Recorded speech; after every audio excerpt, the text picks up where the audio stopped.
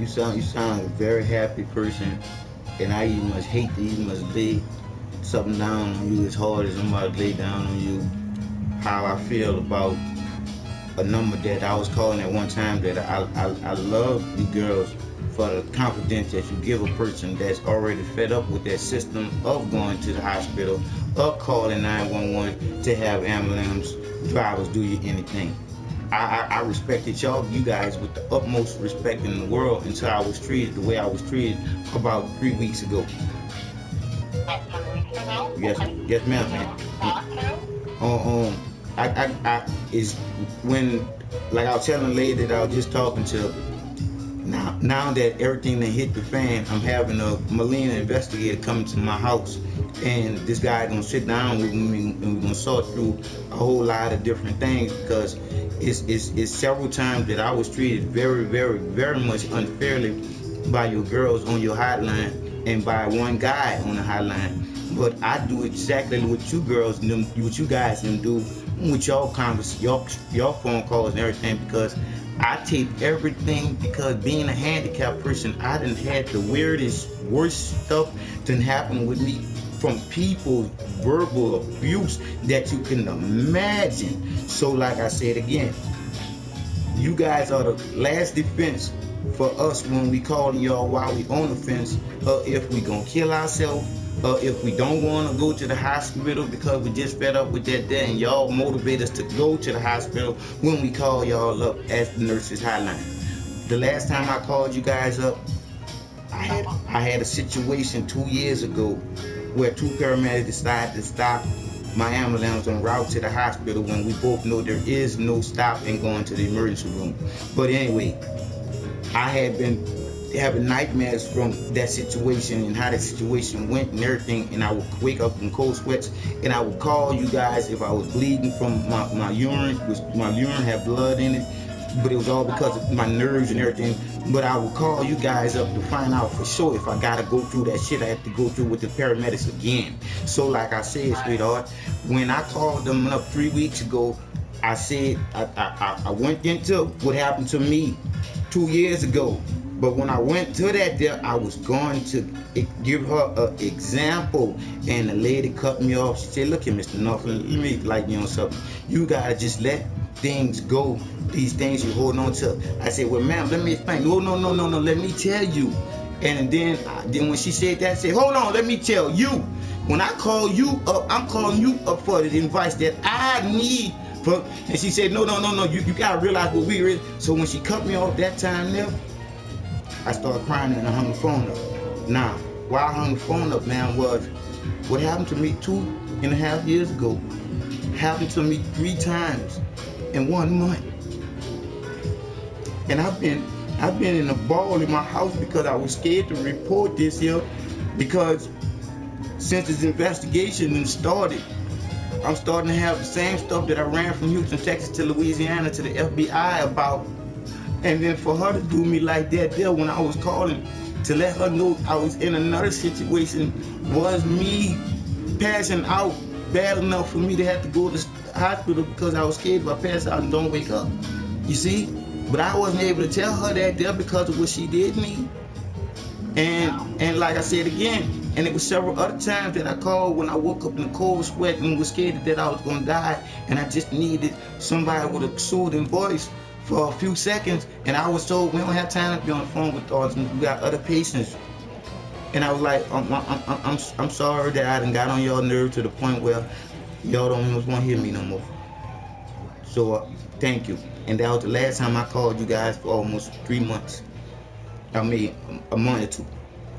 So like I said again, I just wanted to talk to you and let you know that, wow, you are me. I am you. When people realize that we are people, the separation is black and white. And there is no separation when there is no such thing as black and white people. We are all melanated colored people, all different shades of color, from the darkest shade to the pinkish pink colored people. But you have to have love of the divine light of creation that created every one of us equal. It was just that some bad people wanted to take advantage of a situation that they did take advantage of, but that situation is over, because the new situation is so much different and so much complex, to the point where that's the only reason why I'm alive to speak to you right now, sweetheart, is because the divine light of creation put me together, to put the nations together, because somebody gonna hear me speak finally. And I am illiterate. And when I say I am illiterate, I never learned how to read, sweetheart. I done wrote 3 books in my iPhone just for that, from that technology, and can't read the books myself, but people can read them. I died in this situation that I'm in, sweetheart, twice. Do you hear me? Once I had overdosed on my medication because it had overwhelmed me that much, because it didn't just happen to me March the 5th, 2013. It happened to me again August 27, 2013, to shut up all the complaining.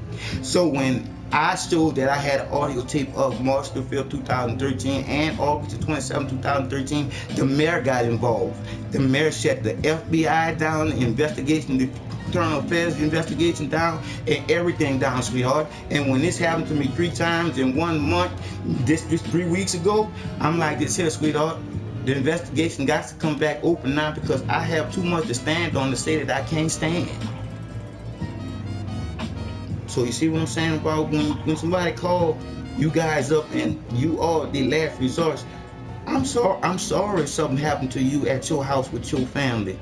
But right now your job is to make sure that I'm all right on the end of this phone once we get off of this phone.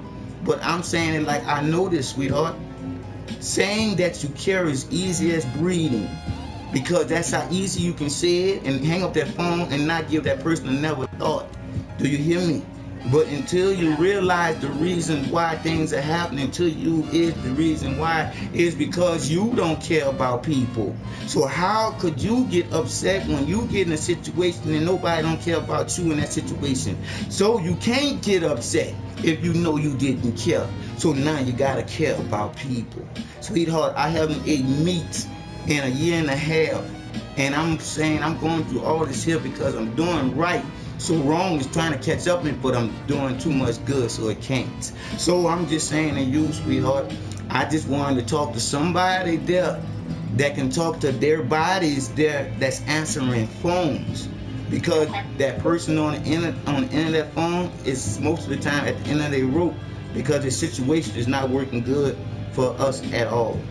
So I'm just saying, sweetheart, I thank you for listening. Wonderful. Yeah, I will. I will send out a message to anybody that you talk to, okay? Thank you, ma'am, and you have a beautiful, blessed day. Good night. Bye-bye. Now, that was me breaking that down to the nurses' hotline, letting them know that people make the world go round. All the rest of this shit is just bullshit going down. I know who I work for. I work for the divine light of creation, the creator of everything here on earth, and especially us, the human being, the greatest creation. So knowing that you are the light that was created and given to you to shine bright, and not for you to have light in them. So when you start to realize you got to become 100% in you, and know that you can't pick people out of the circle to like or to love. You gotta love the circle in a whole, and that makes everything that you hold on to solid together in a whole. Because the eye in the middle of the circle of life is just like the 2 eyes in the middle of your eyes being the eyeball. I'm just saying,